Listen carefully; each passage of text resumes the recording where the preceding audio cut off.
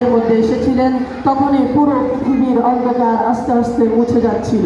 নবীজি সাল্লাল্লাহু আলাইহি ওয়াসাল্লাম আমিনার গর্ভে আসলেন, তখন সারা আরবের মধ্যে নবী সাল্লাল্লাহু আলাইহি ওয়াসাল্লামের সুঘ্রাণ ছড়িয়ে পড়ল।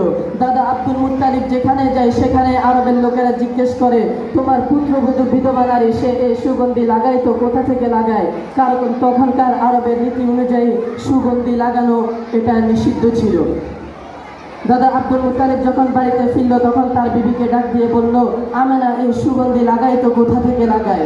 তার স্বামী তার বিবিকে ডাক দিয়ে বলতেছে, আমরা এই সুগন্ধি কোথা থেকে লাগাই? তার বিবি বলতেছে, আমি এটা এতদিন আপনাকে বলবো ভেবেছিলাম। আমি যখন গোসলখানায় প্রবেশ করি তখন মনে হয় পুরো গোসলখানাটা কেউ একজন মিষ্ট আম্বর দিয়ে ভরপুর করে রেখেছে। আমেনাকে ডাক দিয়ে বলতেছে, মা বলার ছিল না, বাধ্য হয়ে বলতে হচ্ছে, তুমি এই সুগন্ধি লাগাও তো কোথা থেকে লাগাও?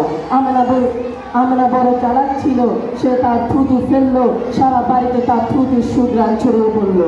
আমেনা বলতেছে, মা এই সুঘ্রাণ আমার পেট থেকে নয়, এই সুঘ্রাণ আমার শরীর থেকে আসতেছে।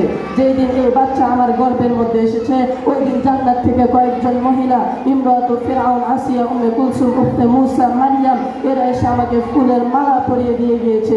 যেই দিন থেকে এই বাচ্চা আমার পেটে এসেছে ওই দিন থেকে ঘরের দেওয়াল সহ সমগ্র জাহানের সমগ্র সৃষ্টি আমাকে সালাম করতে লাগলো।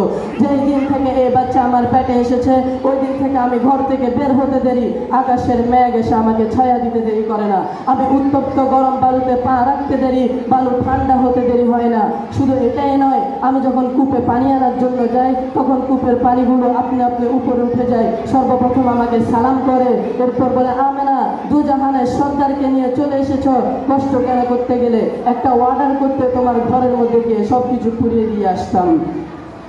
আমরা বলতেছে, এছাড়াও আরো হাজার রকমের অদ্ভুত ঘটনা বলে আমার সাথে দৈনন্দিন ঘটে যায়। আর যখন নবীজি পৃথিবীর মধ্যে আসলেন, আব্দুর রহমান ইবনে আউফ রাদিয়াল্লাহু তাআলা আনহুর মা দায় ছিলেন। তিনি বলেন, নবী পৃথিবীর মধ্যে আসলেন কাআন্নাল মিসকা ইয়াফুর, সমস্ত সন্তানরা পৃথিবীর মধ্যে আসে গন্ধ ছড়াইতে ছড়াইতে, আর এই বাচ্চা পৃথিবীর মধ্যে আসলো সুগন্ধি ছড়াইতে ছড়াইতে। নবী করিম সাল্লাল্লাহু আলাইহি ওয়াসাল্লামের পৃথিবীর আগমনে সমগ্র জাহান খুশি, পুরো পৃথিবীর মধ্যে রহমতের বাতাস বইতে লাগলো।